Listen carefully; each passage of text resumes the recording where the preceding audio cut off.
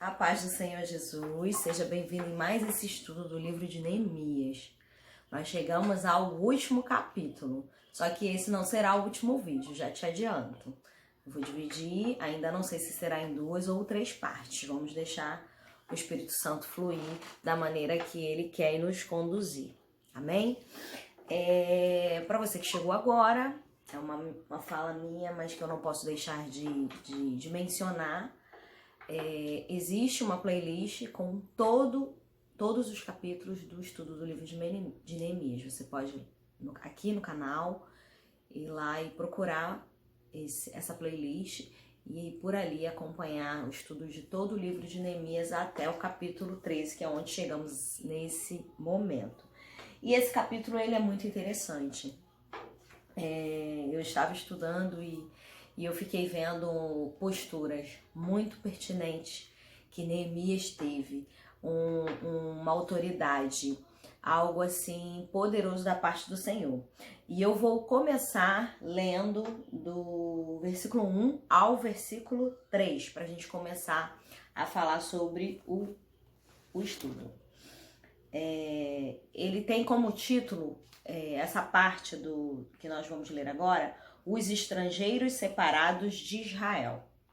E diz assim: naquele dia se leu para o povo, no livro de Moisés, achou-se escrito que os amonitas e os moabitas não entrassem jamais na congregação de Deus, porquanto não tinham saído ao encontro dos filhos de Israel com pão e água, antes assalariaram contra eles Balaão para os amaldiçoar. Mas o nosso Deus converteu a maldição em bênção. Ouvindo eles o povo essa lei, a apartarem de todo elemento misto. Aí você fala, não entendi, mas você vai entender.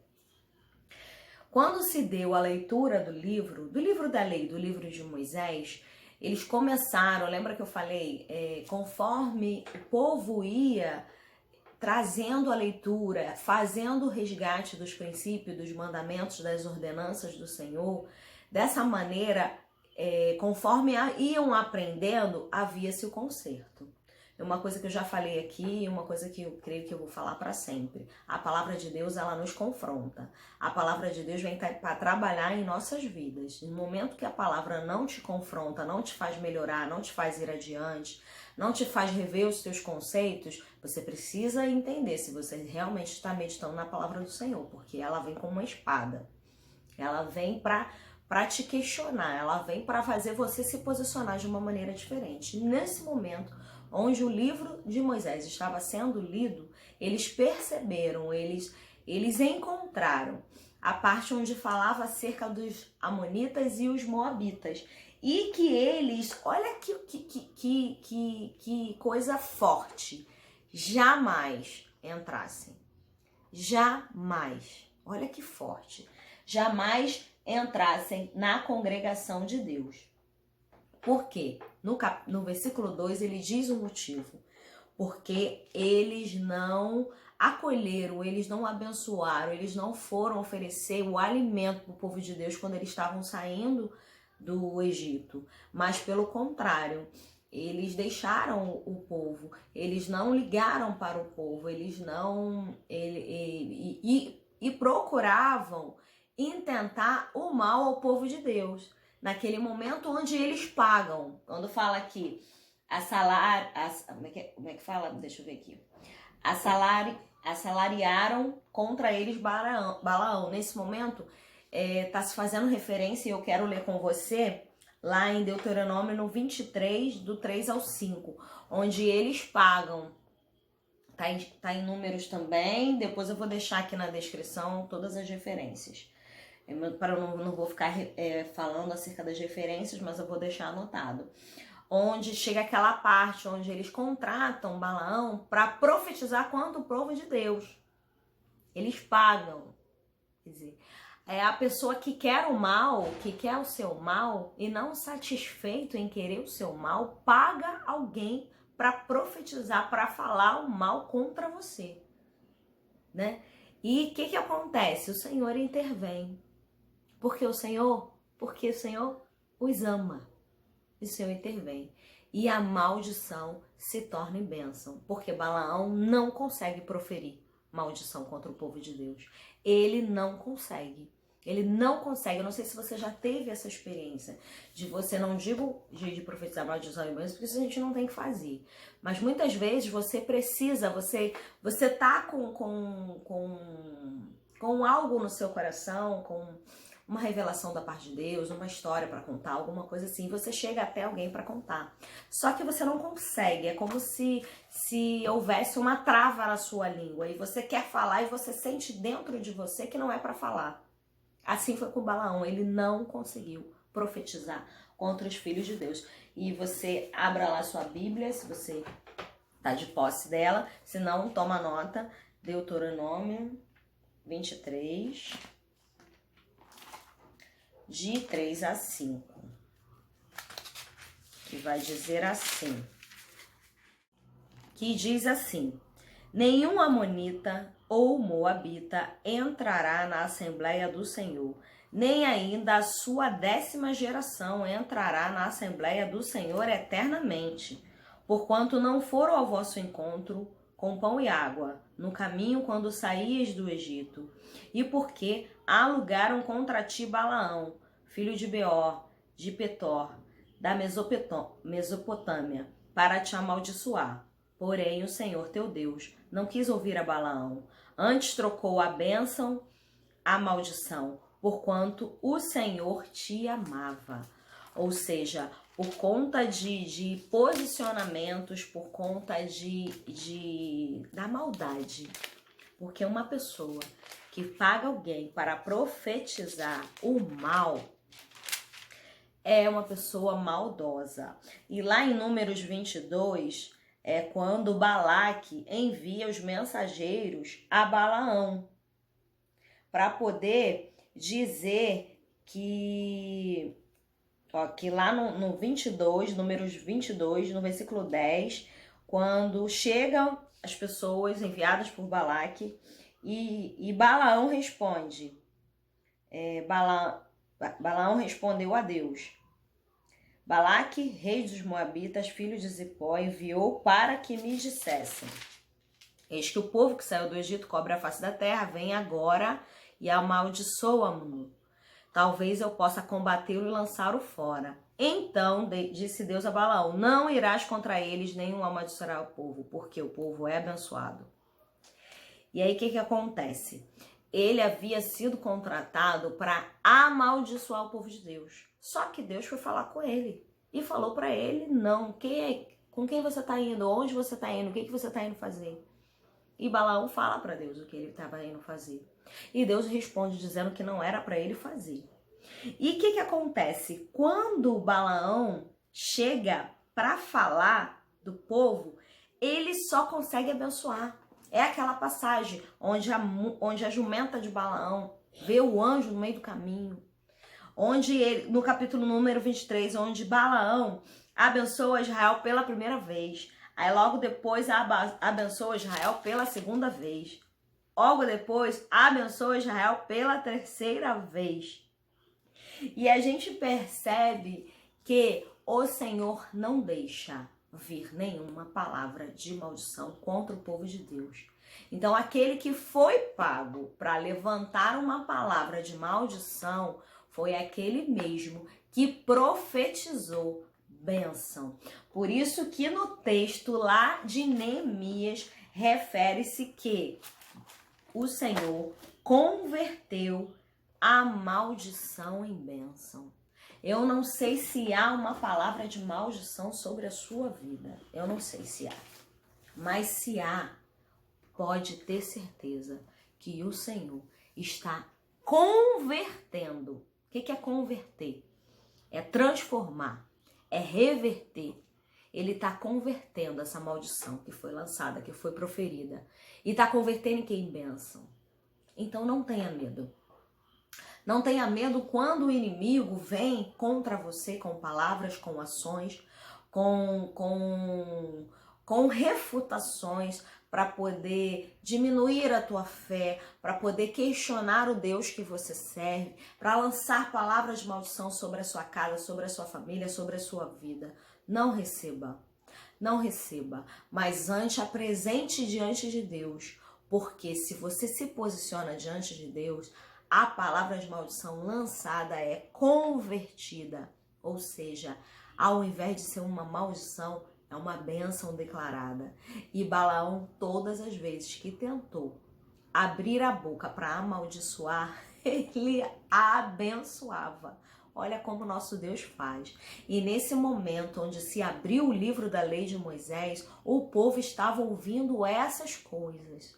Eu fico só imaginando, eu já falei isso aqui, como que deve ter sido, de maneira tremenda, poderosa, ouvir Deus falar através da leitura da palavra, ouvir os grandes feitos do Senhor através da leitura. E não era uma explicação, não era uma pregação, era uma leitura da palavra. E a leitura transformava, a leitura libertava, a leitura fazia inflamar a alma, a vida. Porque há muito tempo eles não tinham acesso à palavra do Senhor, mas a partir do momento que eles retornam, onde todas as coisas começam a ser restabelecidas, reconstruídas, onde eles tomam posse da palavra, onde começa a se ensinar, eles começam a perceber e aquela leitura se torna preciosa. Às vezes, nós estamos de posse da palavra do Senhor a todo tempo. E a gente lê e por estar sempre conosco, a gente não valoriza. Lembra do tempo onde precisamos ficar reclusos porque os cultos foram suspensos? Como nós almejávamos estar na casa do Senhor e nós não podíamos. Então, muitas vezes a gente valoriza somente quando a gente não pode, quando a gente perde. E quando a gente possui, a gente não dá o devido valor. Aquele povo valorizava a palavra. Não era uma pregação, era uma leitura. E a leitura transformava, a leitura impactava, porque a palavra de Deus ela não precisa de acréscimo algum. Ela é viva, eficaz. Você fazer a leitura, você ler os comentários, por isso que eu sempre falo e eu creio que sempre vou falar. Você precisa ter uma Bíblia onde tenha uma Bíblia de estudo, onde possa te dar mais informações, para que você possa entender o contexto, para você possa entender o que estava acontecendo. Ou seja, nós aqui lemos isso, só que aí nós vemos que tem uma referência em Números em Deuteronômio. E quando a gente vai lá ler, a gente entende o contexto que estava sendo lido pelo povo lá na frente, o remanescente que estava ouvindo essa história, ouvindo aquilo que havia sido feito, entendendo que a maldição se tornava em bênção e percebendo que eles haviam se misturado e percebendo que a aliança que eles haviam feito não era de acordo com a palavra de Deus. E a leitura da palavra era suficiente para mudar o posicionamento que eles tinham. Porque naquele momento eles ouviam, eles entendiam. E o que fala? Ouvindo eles o povo essa lei, apartaram. Lá no versículo 3. De Israel todo o elemento misto. Como eu já falei, a palavra precisa trazer transformação, trazer mudança, trazer um novo posicionamento, porque a palavra ela vem justamente para isso, para nos confrontar, vem para nos purificar, vem para nos ensinar a como estarmos diante do Senhor, a verificarmos as alianças que temos feito, a verificarmos o caminho que nós temos andado, as pessoas que temos assentado, que temos convivido, as palavras que temos recebido. E hoje a gente percebe que uma palavra de maldição converte-se numa palavra de bênção. Toda maldição contra a sua vida não irá prevalecer, porque o Senhor te abençoa. Nesse momento eu declaro uma palavra de bênção e não há palavra de maldição que vai prevalecer sobre a sua vida. Creia e profetize. Creia e tome posse que o Senhor reverte o que era maldição em bênção, em nome do Senhor. Amém? E vamos ler agora do 4 ao 9, que já parte. É interessante que esse capítulo ele vai trazer assuntos, por isso que eu precisei dividir, não pude deixar num vídeo só, porque são assuntos distintos.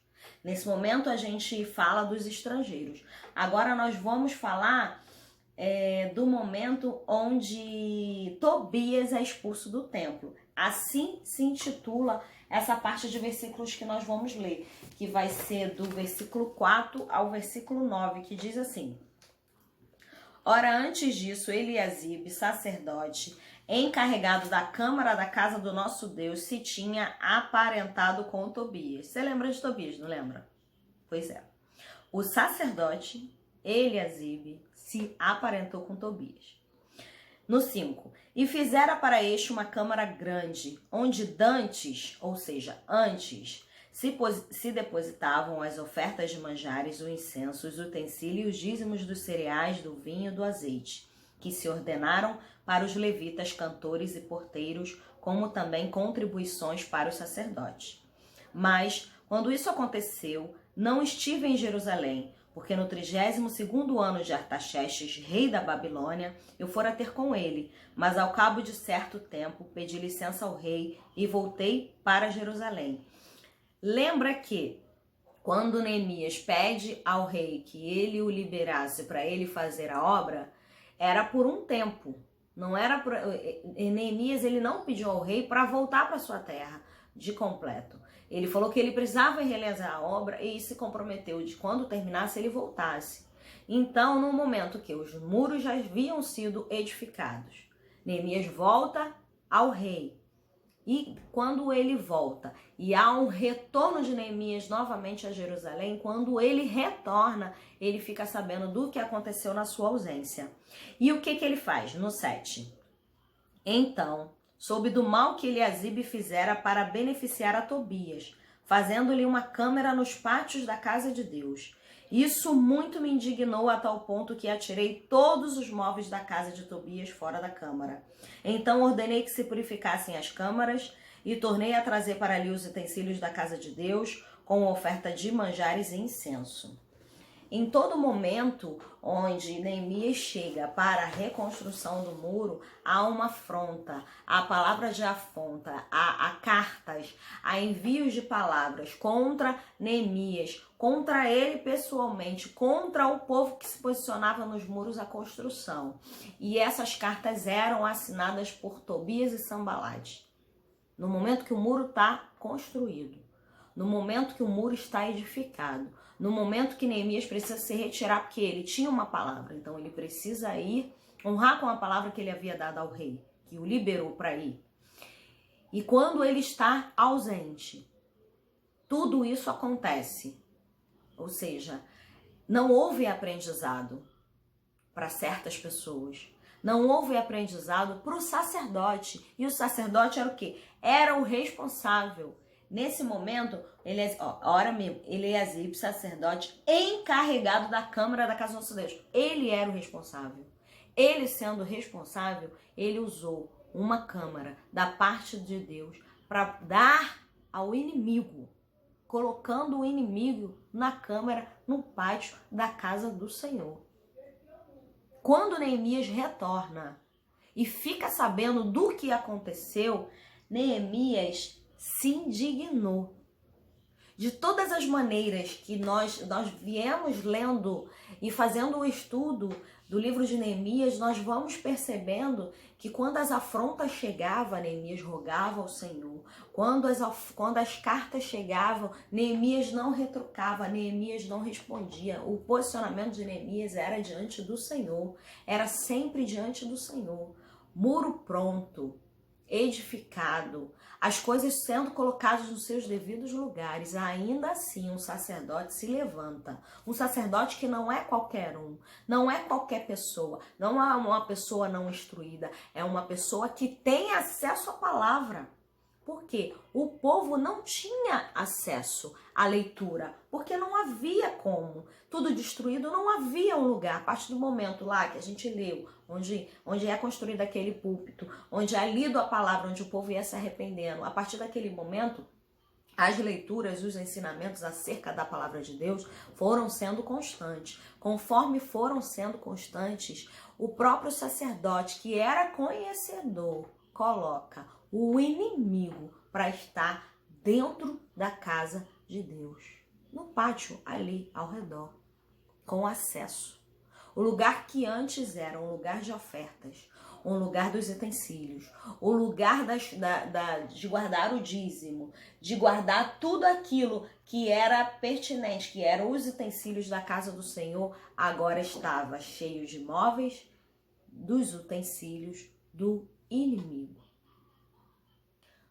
Onde antes era do Senhor, agora estava sendo ocupado pelo inimigo. É como se o inimigo estivesse dentro da casa. É como se você trouxesse para dentro da casa o que não é do Senhor. Ou, se você está trabalhando na igreja e você não está de acordo, se você leva para dentro da casa do Senhor, para o pátio da casa do Senhor, aquilo que não é do Senhor. E porque você tem um cargo, e porque você é privilegiado, porque você é o dono da casa, porque você é a dona da casa, você pode fazer o que você quiser. Você realmente pode fazer o que você quiser. Mas, quando a gente se posiciona contrário à palavra do Senhor, há uma ira, porque as coisas de Deus são para ser feitas com ordem e decência. Não há lugar na nossa vida para as coisas do mundo. Talvez hoje é o seu corpo, o seu tempo, que esteja com algo que não é do Senhor. Que você ainda está fazendo parte, que você ainda está alimentando. Talvez algo não físico, né? Não uma roupa, não um modo de agir, mas coisas que você se alimenta, que não é de Deus. Coisas que você ainda consome, que não é do Senhor. Eliasibe era encarregado. Hoje, eu e você somos encarregados da própria manutenção do nosso próprio corpo. Em todos os sentidos. No alimento físico, no alimento espiritual. Mas nesse momento nós estamos falando no âmbito espiritual. Do que você tem se alimentado? Qual é o alimento? O que você tem deixado? O que está habitando? O que está te alimentando? O que está sendo o seu Deus? Às vezes podem ser coisas, podem ser pessoas. E quando Neemias fica sabendo do lugar que antes, aquela câmara, que antes eram para as coisas do Senhor, você é do Senhor. Você é o templo do Senhor. Tudo em você, nós fomos chamados para ser a imagem e semelhança. Reflita na sua vida, em tudo que você está fazendo, nos pormenores, porque nós erramos nos pormenores. O que destrói uma casa são os fundamentos mal alicerçados. São infiltrações. Não é nada aparente, não é nada tão gritante. São coisas pequenas. São coisas que aos nossos olhos imperceptíveis. E quando vem à tona, destrói, vai abaixo tudo. Por quê? Porque não está alicerçado na rocha. Hoje, você tem a escolha. Está nas suas mãos. Você é encarregado do seu próprio tempo. E você pode escolher, com temor e tremor, do que você vai deixar habitar, do que você vai alimentar, do que você vai se posicionar.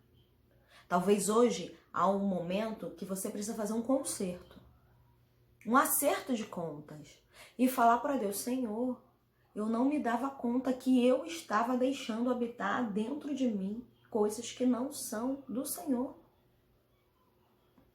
As coisas do mundo, amados, são atraentes.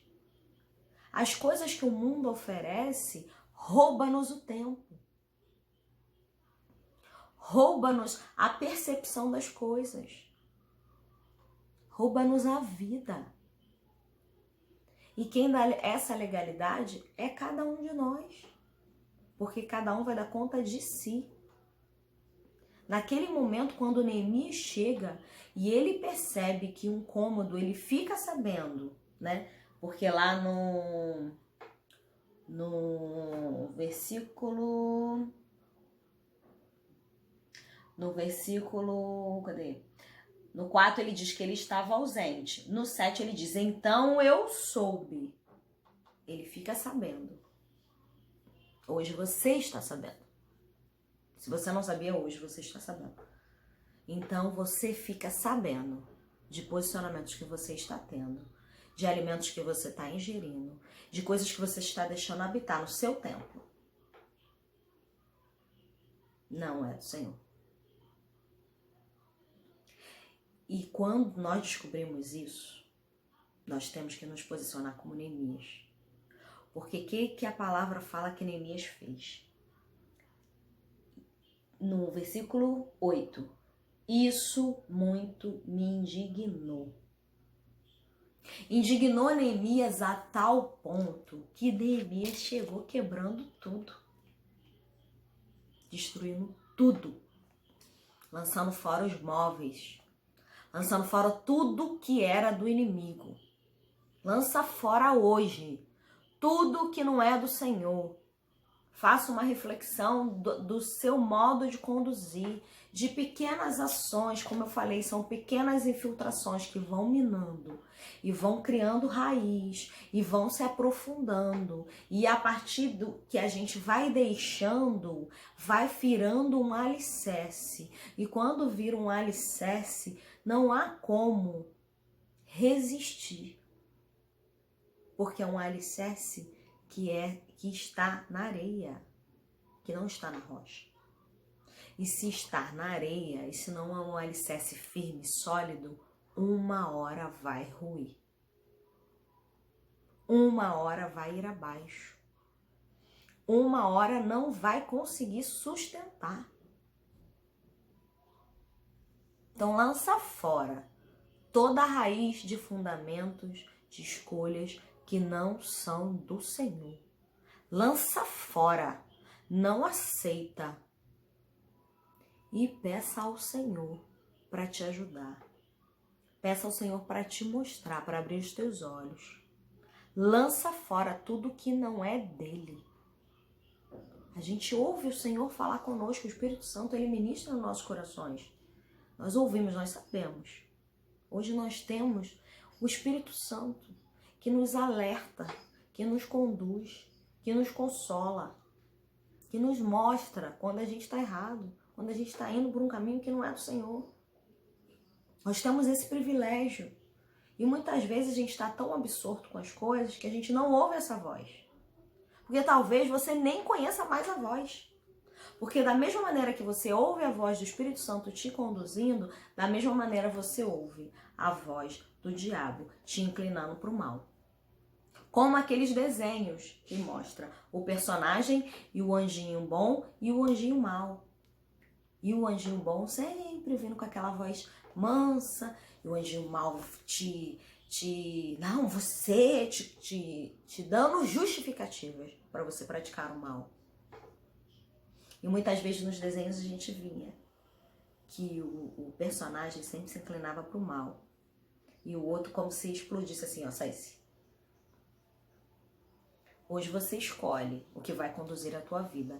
Hoje você pode pedir ao Senhor, Senhor, me ajuda a entender, a reconhecer a tua voz e também a voz que não é sua, para que eu possa ser conduzido por um caminho excelente, para que dentro de mim habite aquilo que é pertinente ao Senhor.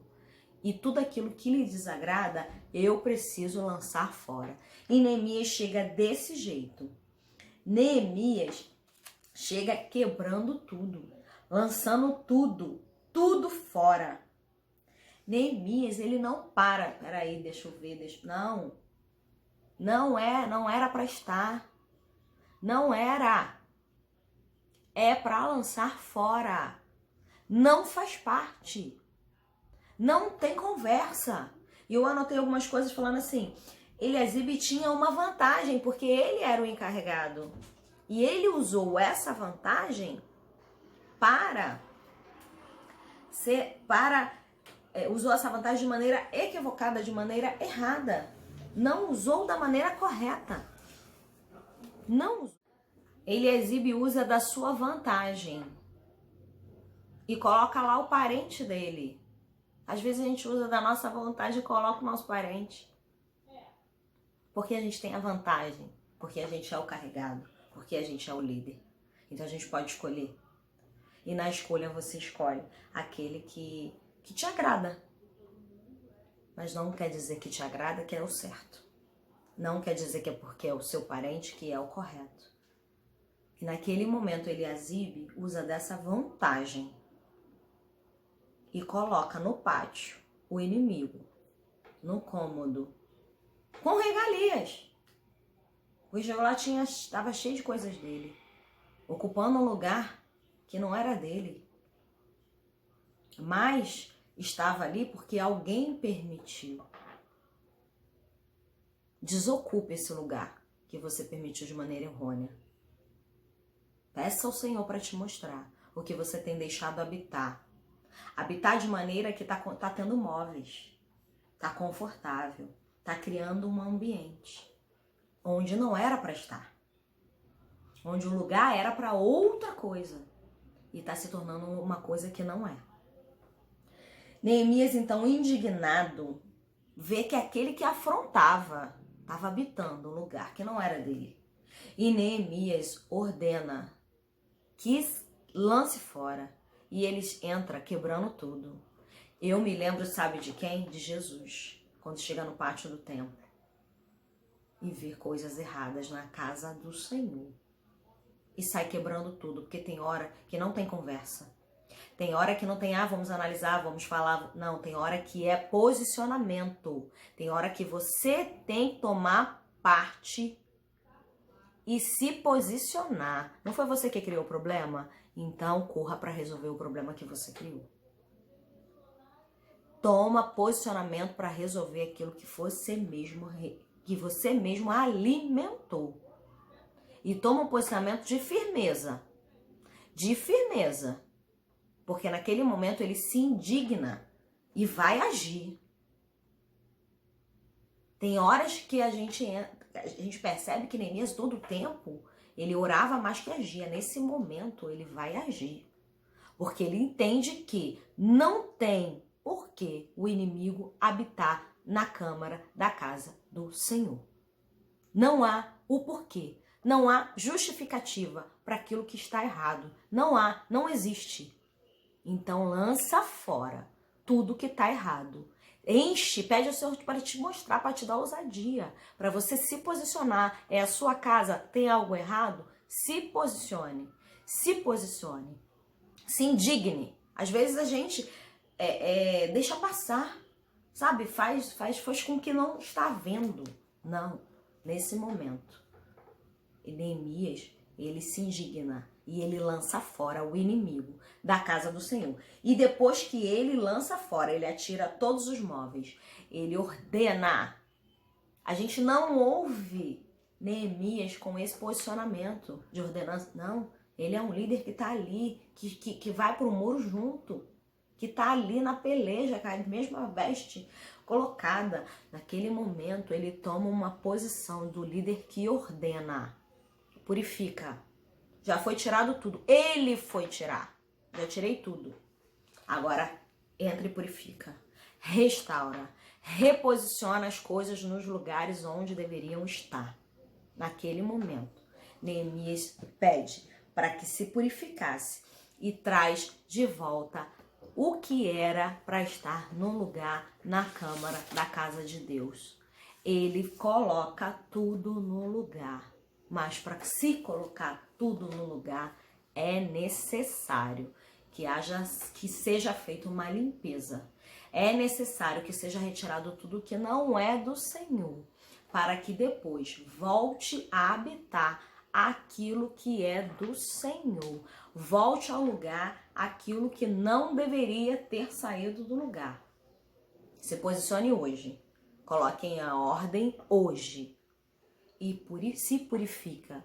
E coloca tudo em ordem. Você vai ver que aos poucos as coisas vão sendo colocadas nos seus devidos lugares. Quando nós tomamos um posicionamento, deixa Deus agir, mas não compactue com nada que não seja de Deus. Amém? Nós vamos continuar esse capítulo no próximo vídeo, tá bom? Que Deus te abençoe, permaneça, persista. Não é fácil, mas nós somos aqueles que não retrocedem. Que Deus te abençoe. Até o próximo vídeo.